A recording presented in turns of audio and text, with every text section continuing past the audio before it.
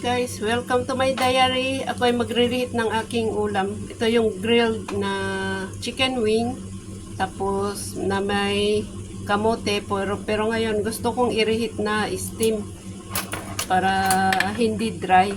Pagkat kasi ni-reheat mo ulit sa oven, magda-dry masyado. So gusto ko yung steam na. So ito, nagpakulo ako ng tubig dito sa rice cooker with this rack. Steam rack. So, ilagay ko na dito sama-sama. Dito na i-reheat. Ayaw ko din sa microwave kasi mas gusto ko yung sure ako na ma-reheat. Kahit na medyo malambot na yung labas, okay na sa akin. So, ayan.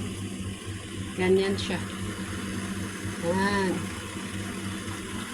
So, ito yung sweet potato pala yung kamote. Yung kasama